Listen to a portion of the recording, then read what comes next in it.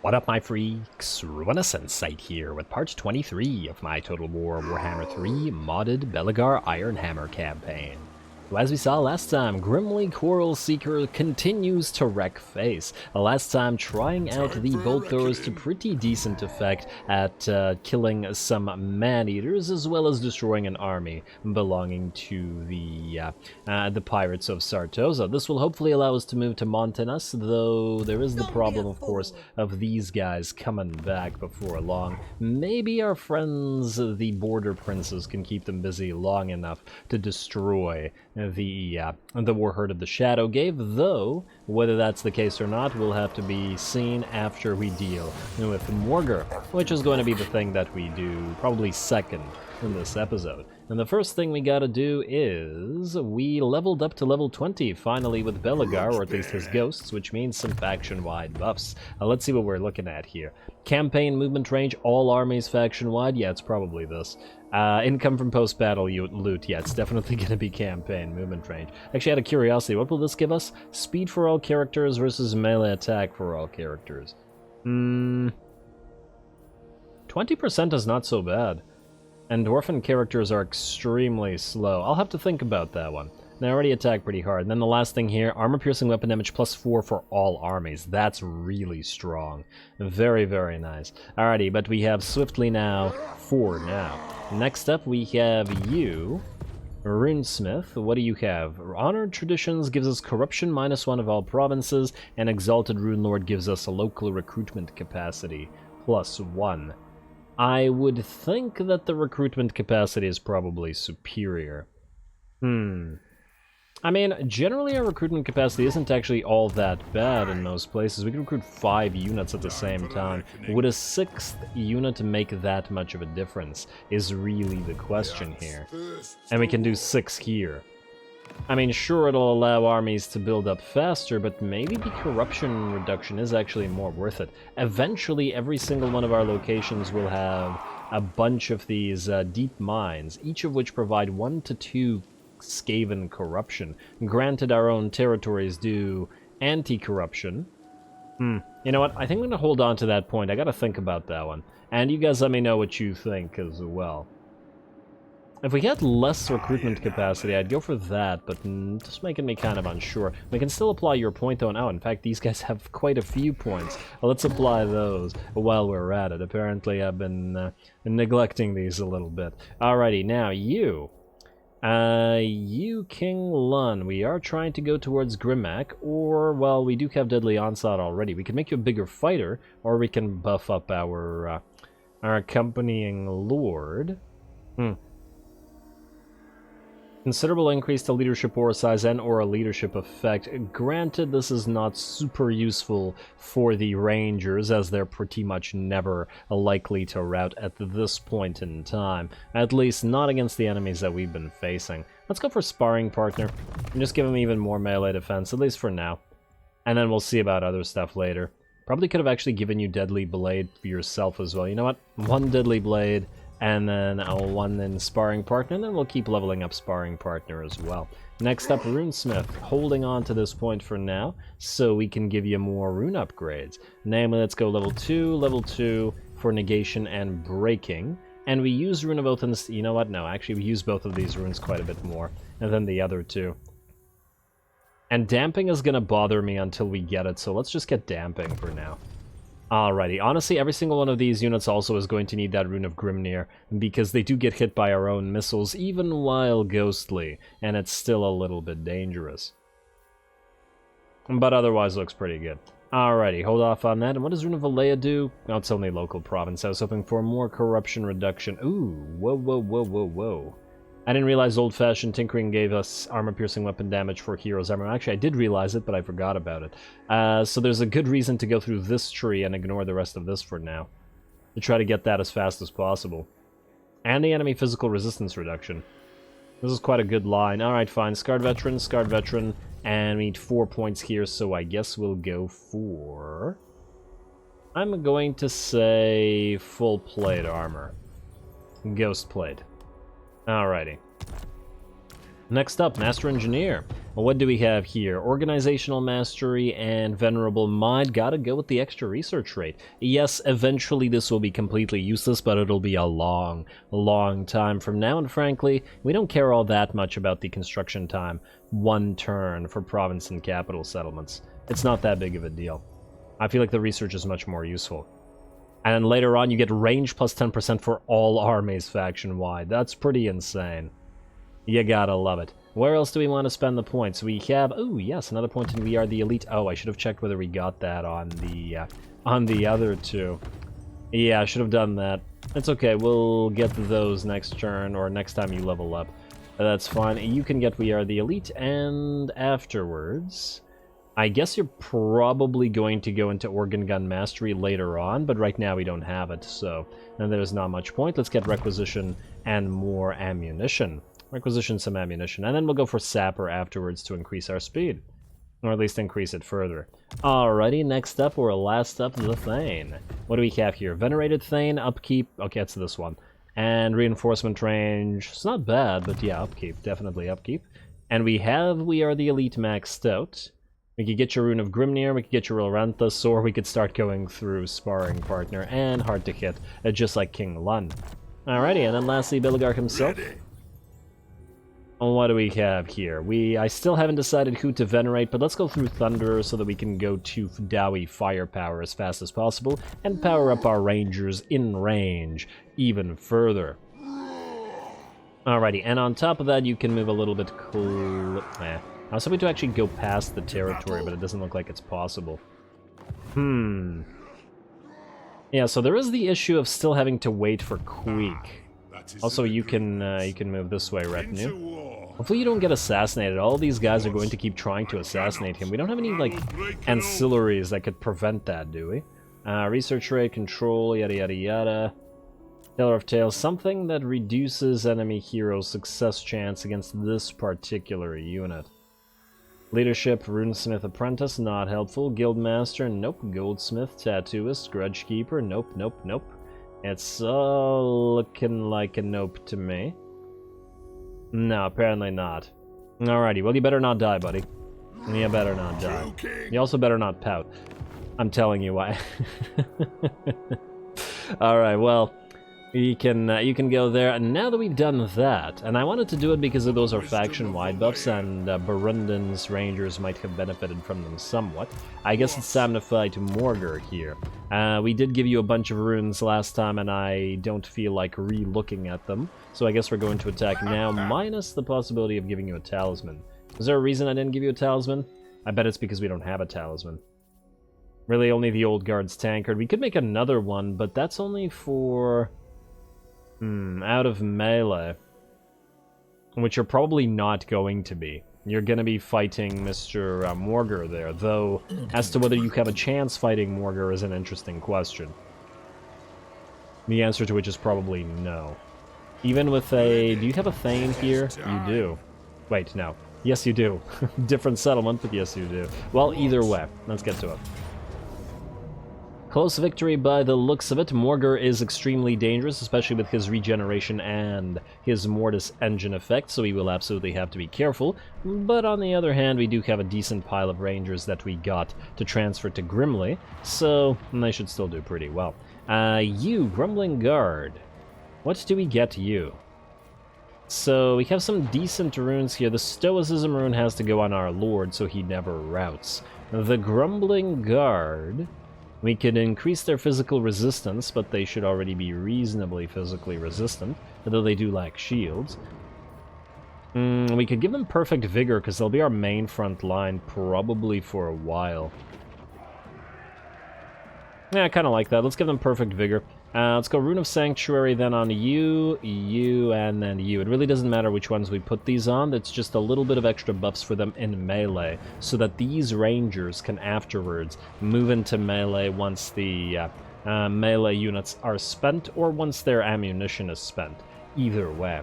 Alrighty, and that looks like the preparations are complete. Let's get to it.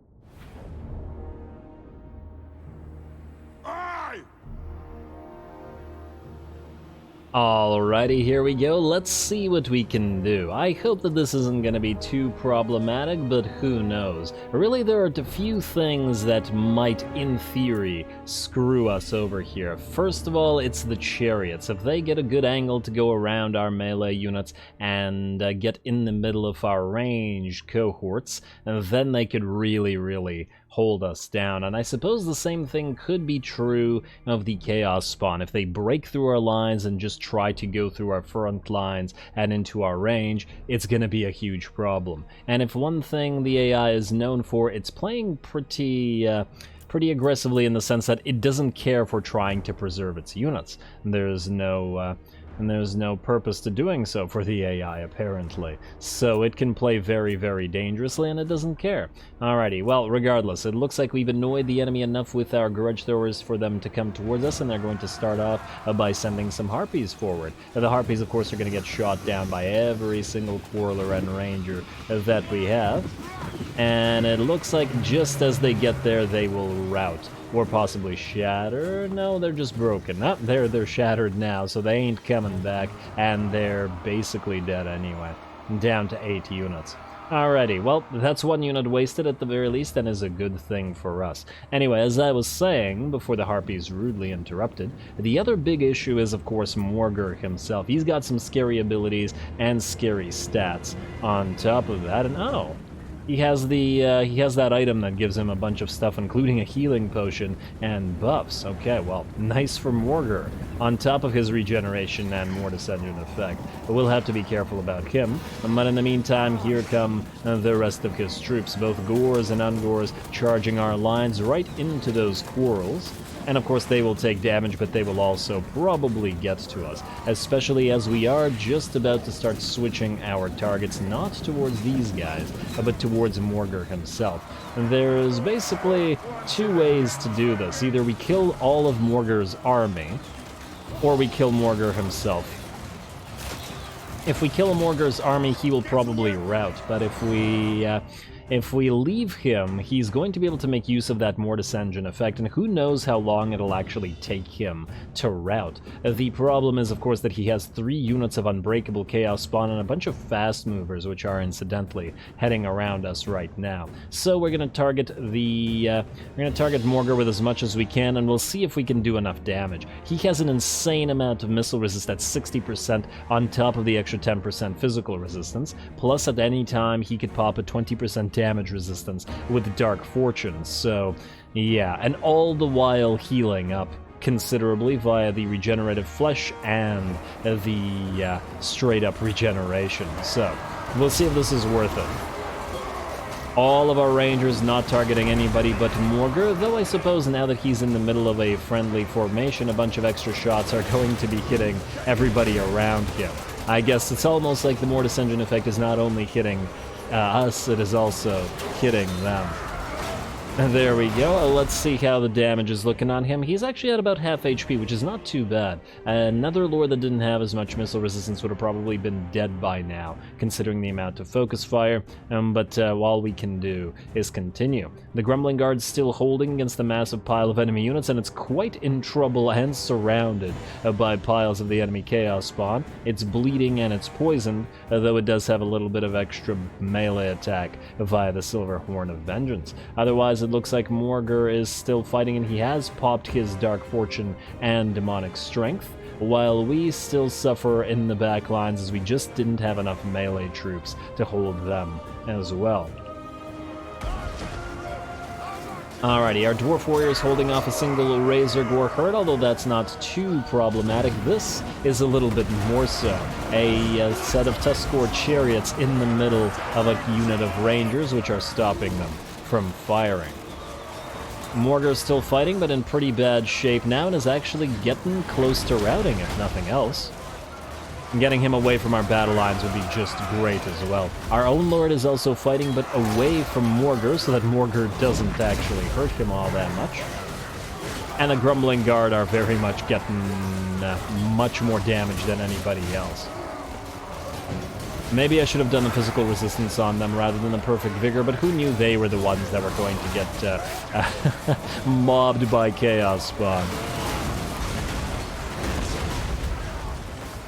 Alrighty, the Chaos Spawns still fight, but Morghur looks like he's finally ready to give up on the fight. He is wavering and he should be just about out. 25% HP remaining, and he has finally routed. Our back lines are still a little bit screwy, but aren't so bad. The Razorgore herd hasn't gone anywhere, and the 2 units of the Hounds of Pestilence that did get around us did manage to get held off by the Quarrelers in combination with the Thane that was helping out, who can now move to try to fight all those damn Chaos Spawn.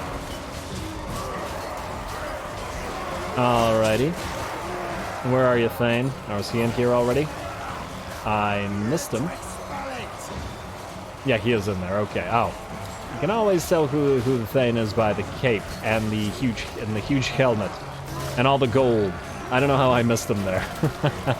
Well, anyway, with that, Morghur runs away and in fact does get shot down as he tries to run because we don't want to fight him again, and the Gores and Ungores try to follow suit and run away as well. The Chaos Spawns still fight in massive numbers together with some of those Razor Gores, but our Lord should be able to knock them down eventually, with the remains of the Grumbling Guard, who are down to about half their number, a little bit more than that. Man, that was a lot of Chaos Spawn in one space. Alrighty, knock him down, boys. Oh wow, this one's particularly freaky. It doesn't seem to have eyes. These ones just look like beastmen or minotaurs that devolved, but yeah, not sure what this one's supposed to look like. Although it probably has a beastman face like on its back or something like that. Or it's just too horribly mutated. Maybe all of these other ones are beastmen, this one was just a regular human that joined them. It could happen. Alrighty, well anyway, bonk away, Lord. You should get the last few knocked out shortly, and the battle will be ours. Finally gonna overwhelm their enemy. In fact, we're going to ignore them, and the Rangers are going to move forward to try to get a few extra shots off. The last of the Chaos Spawn drops here, and then these ones are going to get shot down and ripped apart by the remaining Dowie. Yeah, Chaos Spawn definitely take a long time to kill if you don't focus them in range from a distance, but once again, we had to prioritize Morghur there. And the AXES chop them away, and it looks like the Thane might have gotten that last kill, or maybe the Lord did. One of them did anyway. Good job to all of you, and with that, the battle ends. We are going to try to chase for a few seconds and maybe get a few shots with our Grudge Thrower, but obviously the Gores and Ungores are both faster than our units, and that includes the Rangers, so there's not that much point in chasing. Alright. Looks like we didn't take all that much damage. I think the greatest amount of damage was really to the Grumbling Guard, and really not too much else. The backline didn't suffer nearly as much as I thought it would. The Thane and that single unit of Dwarf Warriors, plus the Quarrelers that were back there, really were able to hold off the Chariots and the Hounds of Pestilence, which made the rest of the battle relatively breezy.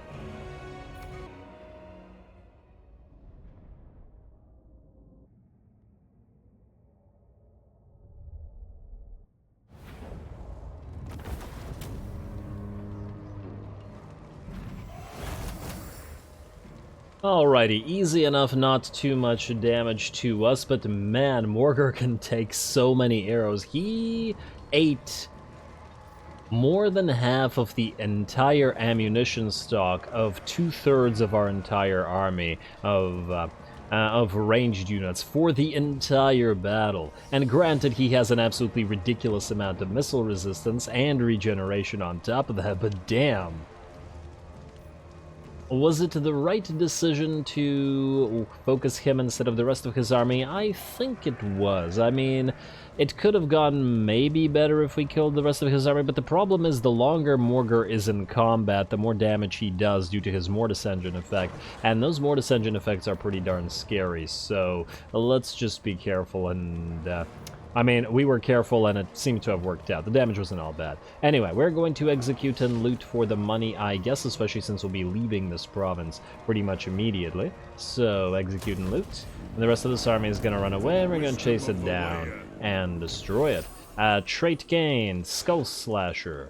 Missile resistance 25%, yeah. This is a pretty great trait to get on a Rune Lord, not one of these guys, but oh well. You can also get a point. You don't need Root Marcher.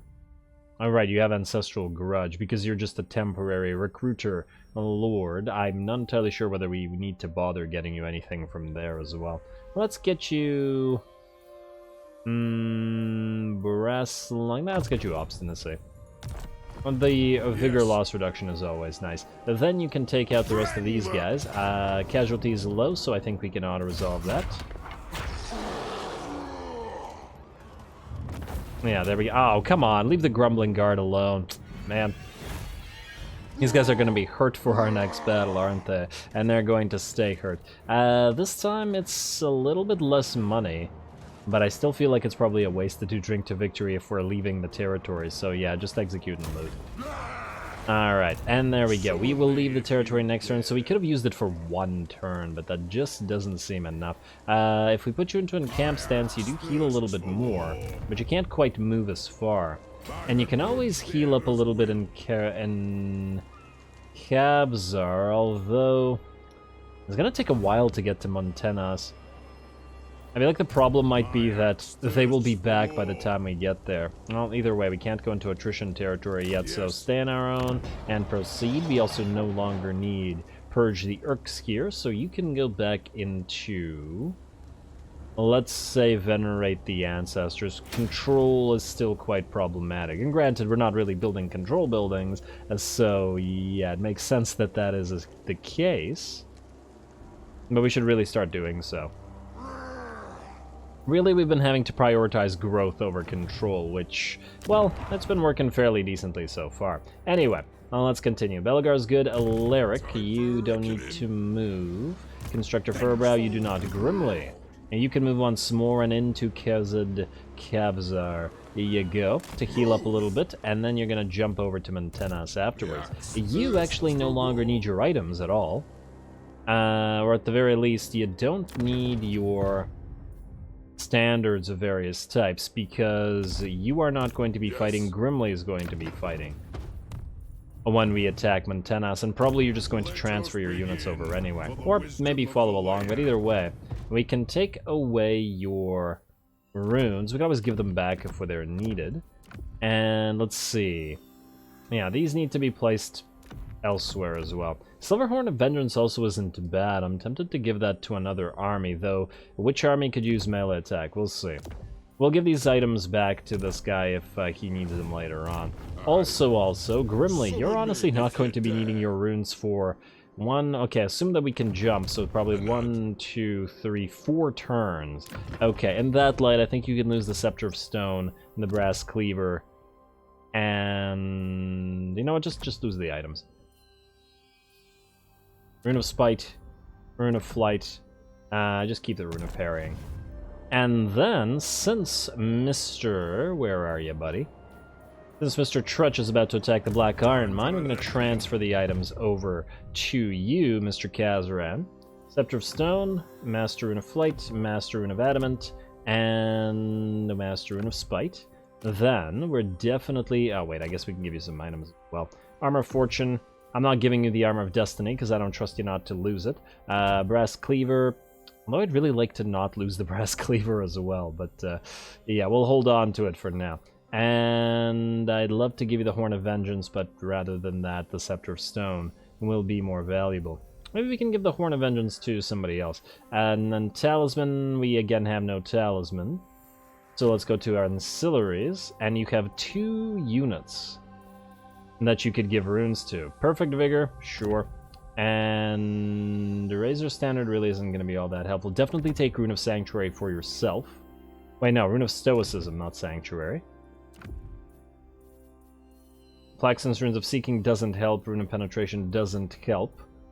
Unless you're Nakari. And no, that's it. Alrighty, so I guess we'll give the Master Rune, well, just the regular Rune of Battle. Though we could also give that to our other army, Alaric's army. Oh, he already has one. Well, then he doesn't need one. Alright, Rune of Battle it is. And that's good enough, because those are all the units that you have. Oh, wait, actually, you have a Runesmith as well. We could give him a rune. Rune of Sanctuary, sure. It doesn't really matter. At least I don't think it does. There we go, you're ready, hopefully, for Tretch's army, although it's a much more elite stack than we encountered before. Let's hope that we can deal with that. Next up, Khazad-dûr Dragonslayer. You do have a pair of Dwarf Siege Towers up and running, so we would be able to attack this if we wanted to, which we do, but let's spread out the admin a little bit, and then we'll attack Grom Peak right after. So, first things first, buildings. Western Badlands. Do we need to build anything here? No, not yet, but we can keep the Masters of Stone and Steel, because we're about to upgrade you. Vaults are looking good and are about to upgrade something. We're switching to Venerate the Ancestors here. We have plagues all over the place. Ugh, Fimber. Really quite annoying that we got that plague there. I mean, you need to reduce the construction cost at Karak 8 Peaks as well. At least ideally, but we'll be saving money for that. Also, I did want to check the Master Engineers again. What do we have here? Nothing we want, so we don't care about that. Alrighty, and we can upgrade the Goral Mine. Yes, let's do so right now before we move away. I don't think we want to pay for the goat farms as yet. But if we jump to Karak Hearn, we could upgrade Migdal von Galbarak and Karak Hearn as well. So in that light, to Migdal von Galbarak you go. Right there. And then we will upgrade you, and then the mine as well, and then we can build a mine here. Mine aplenty, and nah, just go for the iron smelter. And there we go, that's pretty much all the money that we have. I'm sure we will get more eventually, but not right now. Everybody else is good where they are. I did have another thought, though. So, how long are we really willing to wait for Queek to come up? It could take a while.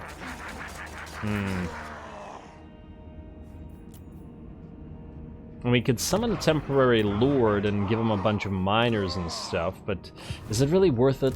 You know what? Let's do this. If Queek doesn't come up next turn, we're just going to destroy the... we're just going to destroy Clan Moors, because if he's going to take 4 turns, that 5% upkeep reduction is just plain not going to be worth it after all that, because it'll take like 100 turns for it to pay for itself.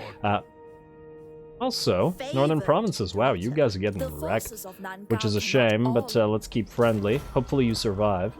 Give us a defensive alliance so that we can build an outpost somewhere in your territories. Man, they're not even fighting the puppets of misrule, eh? Oh wait, this is the Western Provinces. Northern Provinces. Minus 13.1. Despite all this, they don't seem to want their alliance. Well, isn't that weird? Oh well. Tempelhof and Sartosa. I'm a little bit tempted to peace out with Tempelhof right now. How friendly are we with Reichland again? Just that Tempelhof doesn't attack us, and frankly, they're probably gonna die, so if they pay us a little bit of cash, it wouldn't be the end of the world. These guys are moving to plus 29, but all we have is the non-aggression pact. Would that really piss them off that much? Probably not all that much. Nah, let's do it. You're willing to offer us 1.6k. I mean, it's free money, essentially. If they die next turn, especially. Let's do that. It's not like we're going out here anyway. Alright, well, I'm happy with the rest of that, and now, while we do have some money, we're going to attack Grom Peak. We have no way to bring down enemy towers, so we are going to have to rely on the dwarf siege towers that we have, rather than building more. Which will mean our rangers are headed into melee combat. We're also probably going to want to send both Khazad-dûr and... wait a second. Khazad-dûr, do you have runes? You have one Strola's rune and nothing else, even though you have command of the army. Alara Getgold has the runes. Alright, so we need to transfer those, obviously. Also, are you in March stance? Yes, but you don't need to be anymore. So go into encamp. I wish there was an easier way to transfer the runes. Just like directly transfer them. I mean, you can keep the character runes, and I guess these things. Do you have a potion of toughness by any chance? No. So unless we have another one, you're gonna have to need to be careful. Yeah, we don't have another one. Alright, well for now then, let's get you changing the runes out. So Strola's, One Eye, Lichbone Pennant. I hope I remember all these. Which I'm definitely not gonna. Alright, you. You can lose your... everybody but the Stonemason, I think. Well, leadership on fighting greenskins. The Strola's rune is actually pretty useless to you right now. let's go. Ancillaries. Rune of Battle. Rune of One Eye. Razor Standard, why not? We got Rune for 3 more. Sanctuary, please. Stoicism, please. Screw Strollers. Lichbone Pendant for magical damage, and that's it. Alright, now some basic items. We could also give you another rune, at least temporarily. I mean, all of this is temporary because we're going to be... You're not going to be needing these items anymore for a while, most likely, anyway. Alright, fine. Just go for this Master Rune of Scaff. And you're not going to lose now, so, well, against these guys, so let's just give you the Armor of Destiny temporarily. I'm sure I will redo the items at some point. It's just, it takes quite a while, so I don't want to do it on screen, maybe. Just to avoid that. And there we go, that's about it. Kind of tempted to get rid of the Ruby Ring of Ruin, just to try to turn into something better, but maybe later. Alrighty, and you have no talisman, right? No, just an obsidian amulet. Alright, and away we go, a Pyrrhic victory by the looks of this. We are going to definitely send units of rangers up on the walls, though it'll be the Great Weapon Rangers. So, we'll need to buff them up. You can have Master Rune of Groth with One Eye, I think. Although, wait, you already caused terror, probably specifically to greenskins? Or is it specifically Damn it, wait. I want to see what this guy does again. You cause terror specifically to Skaven and Greenskin. Okay, fair enough. Okay. Let's go Master Rune of Groth One Eye then on one of the Rangers with great weapons. And I'm gonna go with the Rune of Battle for them as well. A little bit of extra melee attack and bonus versus infantry. So these guys should be able to fight on the walls fairly well. Then, let's give the Master Rune of Stoicism to you, so that you cannot break. You're going to be fighting on the wall. I mean, everybody's going to be fighting on the wall, but you are also going to be fighting on the wall. And the Lichbone, you know what, let's just give it to a bunch of rangers. Alright, and we're going to need to make very good use of these siege towers. Let's give it a try.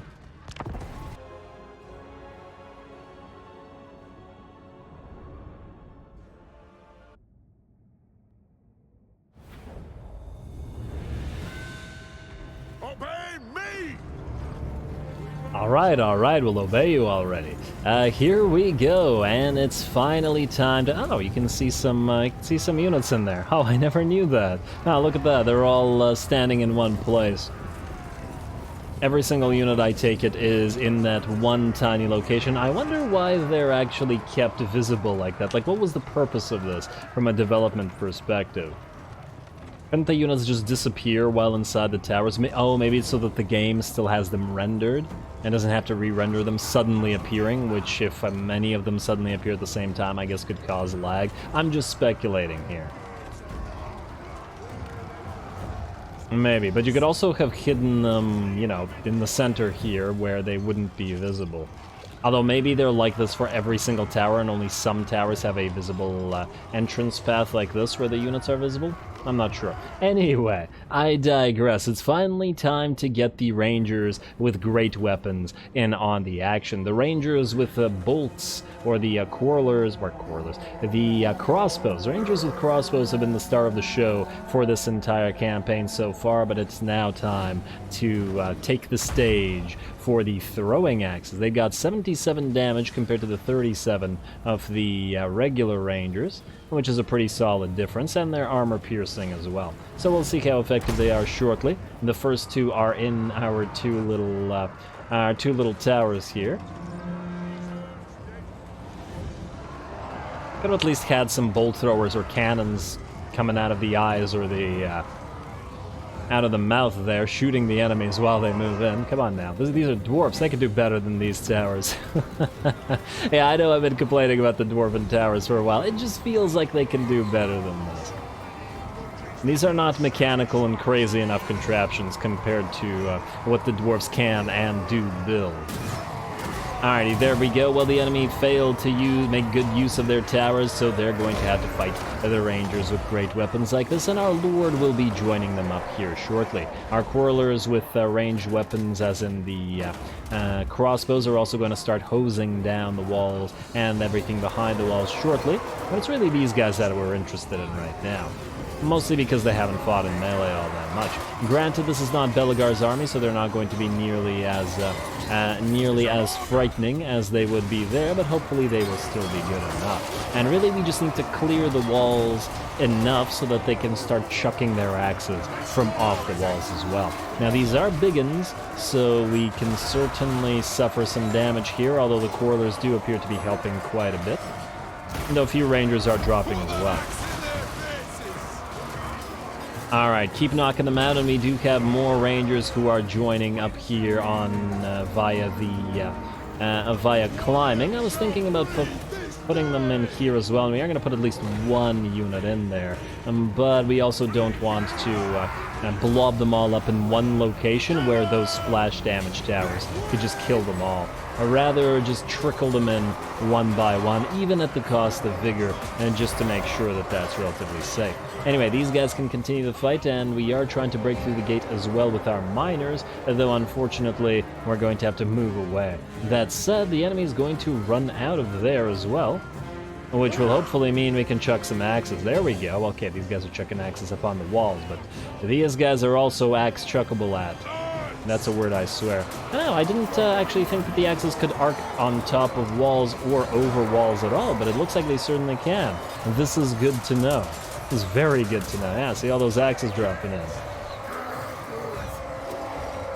Should be able to make fairly quick work of those biggins there, and there we go. These guys have actually sallied out, and that's going to be a big problem for them as the axe. That was a lot of axes at once. There we go. I've been waiting to see this for quite a while.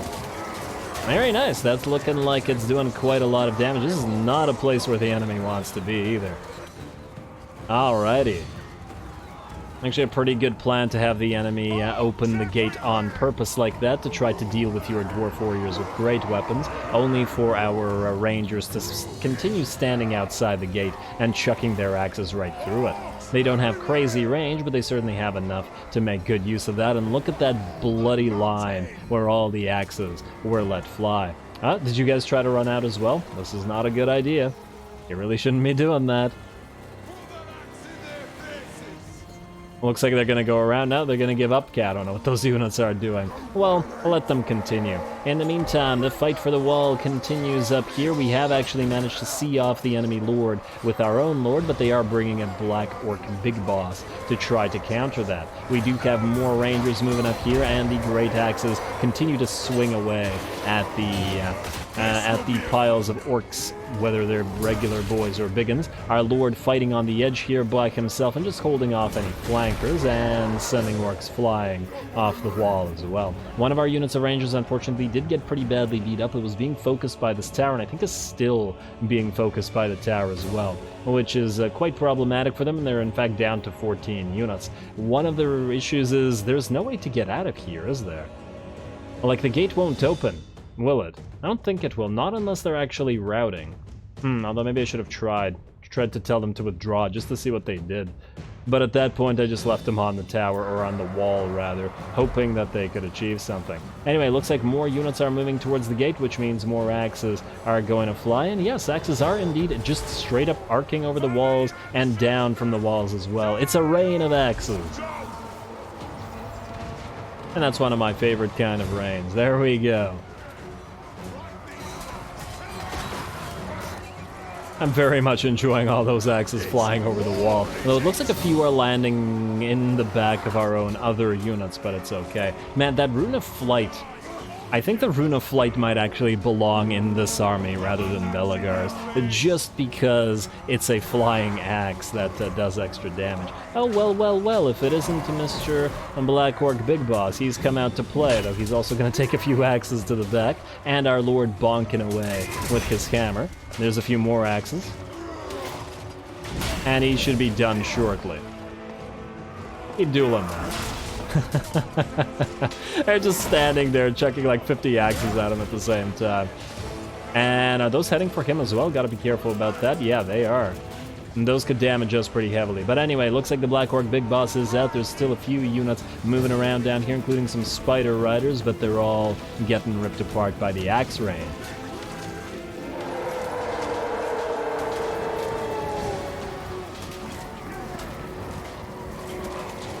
It's raining axes. Sounds like a good song. Alrighty, and are they trying to move through the gate again? What happened last time you did that? Or last like 3 times? Probably not gonna work out so well. And hey, we finally broken through the wall here with one of our unit of miners. Been waiting for that, but wasn't working so well on the... Oh wow, the towers don't like the miners. It wasn't working so well on the main gate because the enemy just kept opening it. But the miners did manage to breach the wall, which works perfectly well. And there we go. Looks like the enemies are no longer able to actually have the mass of units necessary to climb the walls, which means we have the advantage.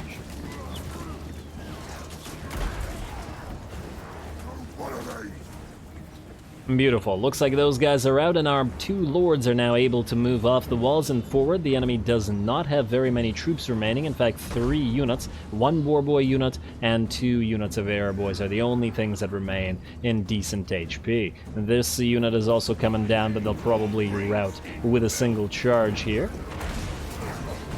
And there we go once, and here comes the other great hammer.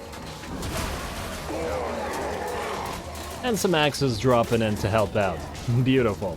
Well, looks like these guys are going to rout, and now if we can just force the 1 airboy or 2 airboy units and 1 orc warboy unit to rout, the battle will be completely ours. Just going to move forward a little bit, or speed it up a little bit as we join the fray once more. The 2 lords should be perfectly fine by themselves. They're not going to die to a unit of airboys, or frankly even a unit of warboys either. Just a matter of moving up our rangers, chucking a few more axes at the enemy, and ending the battle.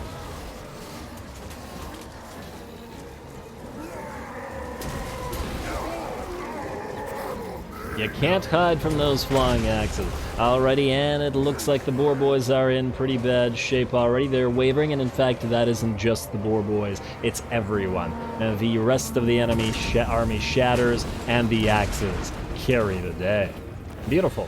A decisive victory for us. So looks like we didn't take all that much damage, with the exception of that 1 unit that kept getting focused by those damn towers. I guess... Yeah, I guess I should have tried to withdraw it. It did survive at the end of the day. I think it's right here somewhere, close to the withdrawal area. Yeah, one of the unfortunate things, I guess, about the Axe army, though, is that they don't have an easy way to go after towers. We'll probably still have to try to put at least some artillery in here, just so that we can deal with those, and it would have also been a lot easier to breach the walls and chuck axes through said walls if we had been able to target them with some artillery pieces. But nonetheless, we'll certainly need to build some sort of axe-throwing artillery as well, and some kind of giant axe-thrower. Patent pending.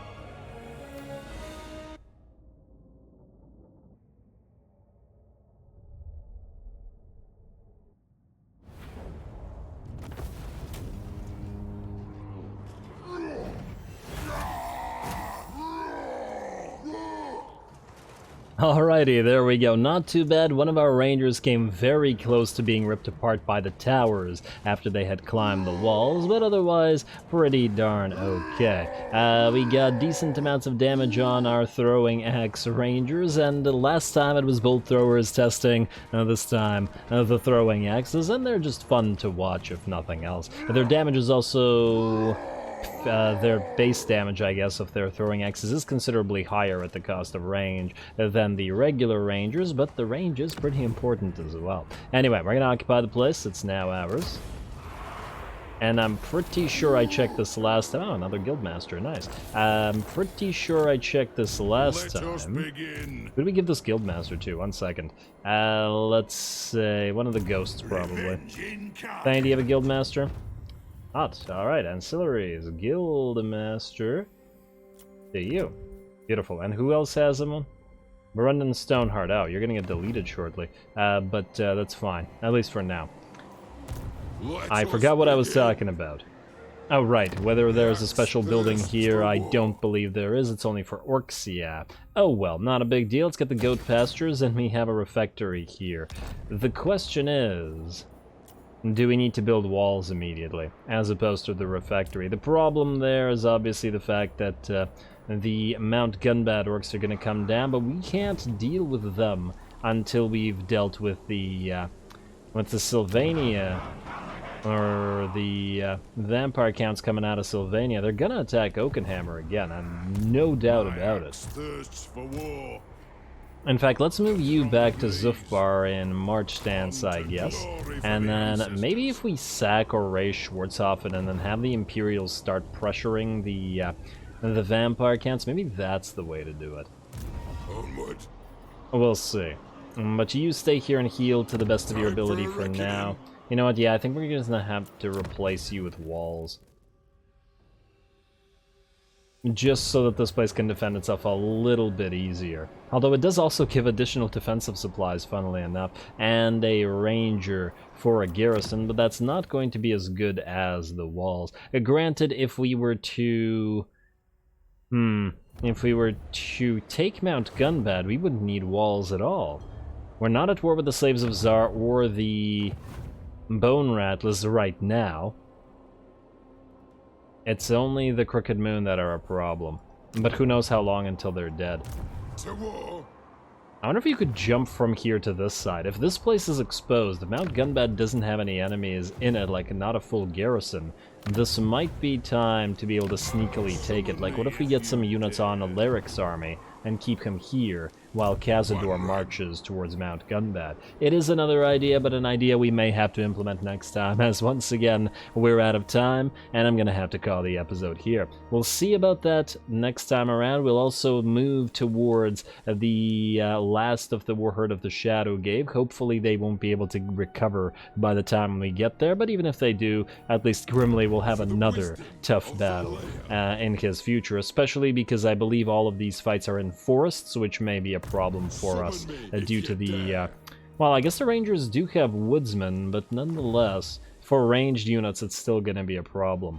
And then otherwise, we will probably be destroying Clan Moors. We'll see after the Vermin Grudge is gone, or the Thieving Vermin Grudge is gone. If not, as in if Queek doesn't come back up, we'll just take it over. And then we'll probably jump to Nagashazar and have a massive fight against all the stacks there, which I'm looking forward to. Oh, and then there's also Tretch Craventail. Man, it feels like we've been surrounded and attacked from all sides for a long, long time now. And I see it's not looking to end anytime soon, but it does mean more great battles to come, so stay tuned. Don't forget to leave a like and comment. All glory to the algorithm. And thanks for watching.